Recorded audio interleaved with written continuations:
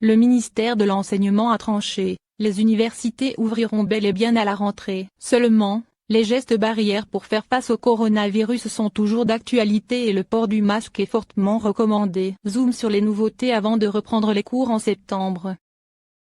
Fermées au public depuis le 16 mars à cause du coronavirus, les universités vont enfin réouvrir à la rentrée. Les étudiants pourront reprendre sereinement les cours tout en respectant des nouvelles règles dévoilées dans une circulaire. Cette dernière doit permettre aux universités et aux grandes écoles d'accueillir le plus grand nombre d'étudiants dans le respect des consignes sanitaires.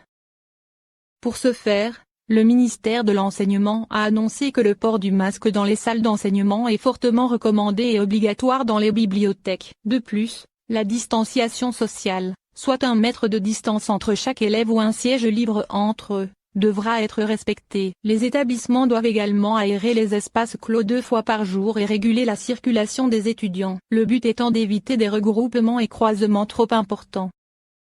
Ces règles sont applicables dans les établissements, campus, résidences et restaurants universitaires. Ces mesures restent flexibles en fonction de l'évolution de l'épidémie de coronavirus. La ministre de l'Enseignement supérieur, Frédérique Vidal a commenté ces annonces. Nous travaillons main dans la main avec les établissements pour mettre en place à la rentrée des mesures qui protègent du virus les enseignants, les personnels et les étudiants tout en leur permettant de se retrouver en privilégiant autant que possible le présentiel.